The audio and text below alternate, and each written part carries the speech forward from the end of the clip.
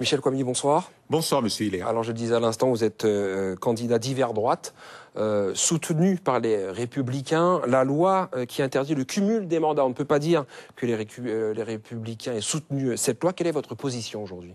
Moi, je crois que c'est une bonne chose, parce qu'on a connu ces moments où les élus, en cumulant les fonctions, n'en exerçaient pas véritablement, puisque on n'a que 10 doigts et 2 mains.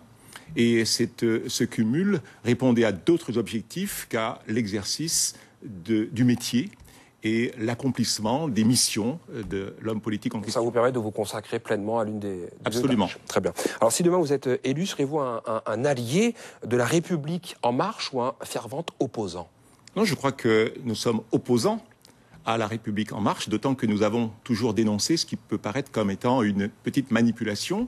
Vous parlez même de docilité, vous parlez des autres parlementaires? Oui, non, mais s'agissant déjà des En Marche, en considérant qu'En Marche était une émanation de François Hollande et puis de la continuation de ce quinquennat dont on sait tous qu'il a été calamiteux.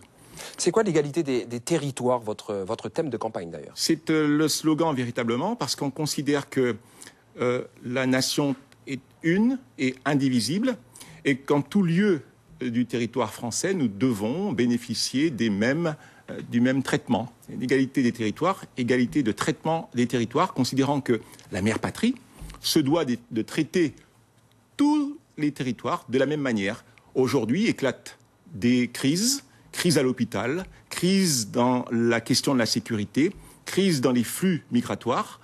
On considère que, en métropole, la charge que ces crises fait peser en Guyane n'est pas celle qui pèse sur le citoyen, sur le sol métropolitain. Alors justement, quelles seront vos priorités en tant que député? Avez-vous un projet de loi ou un amendement déjà en tête?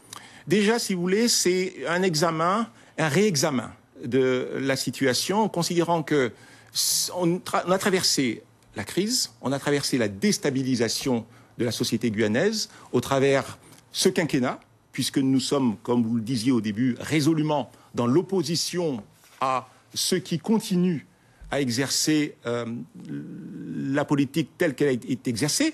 On dit que, par exemple, sur le plan national, il y a eu ce matraquage fiscal.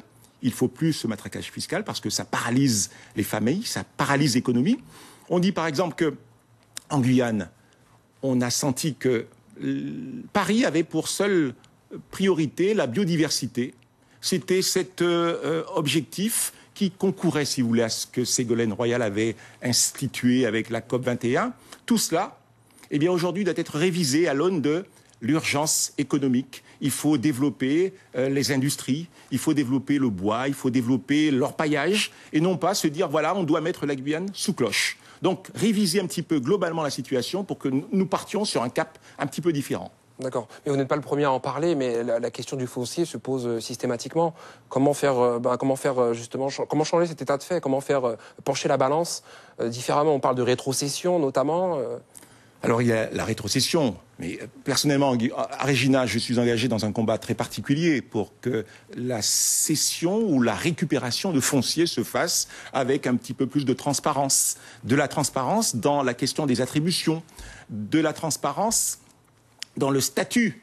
Et puis, il y a aussi cette question de l'appartenance de ces 90% du foncier de la Guyane à l'État. Il faudra sans doute réviser cela. Ce n'est pas de l'égalité de traitement parce que ça n'existe pas sur le sol métropolitain. Donc, le critère de l'égalité nous permet de réviser un petit peu la situation. Et quand je parlais de docilité, c'est que je considérais que les 4 parlementaires qui ont été au pouvoir dans la première circonscription, 32 ans, de gestion, je dis ça suffit d'une certaine manière, comme vous le dites, mais je dis que 32 ans de pouvoir exercé sans partage par la gauche, il doit y avoir une alternance politique. Très bien, mais vous parlez des parlementaires, justement, le référé collectif déposé par les élus du département, vous parliez de la crise sociale, notamment de l'état de l'hôpital, c'est dans ce cadre que ce référé a été déposé. Vous qui êtes un juriste, est-ce la bonne méthode? Alors, première chose, c'est avoir en main cette requête, en savoir le contenu et savoir très exactement qui l'a déposé. Si vous me dites que c'est... Et j'ai entendu Gabriel Serville hier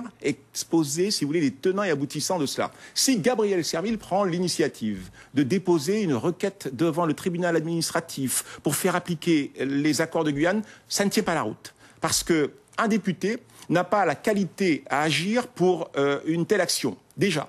Alors, j'en saurai sans doute plus lorsqu'il me sera fait communication, parce que si on nous dit que les maires, au travers l'association des maires, est impliquée dans la question, il faudrait que le maire que je suis et d'autres maires, mes collègues, soient destinataires de cette requête. Et nous pourrons, à cette occasion, en examiner la validité. Michel Combes, merci d'avoir été notre invité, merci d'avoir répondu à notre question. C'est moi qui vous remercie de l'invitation. Dans la première circonscription. Merci.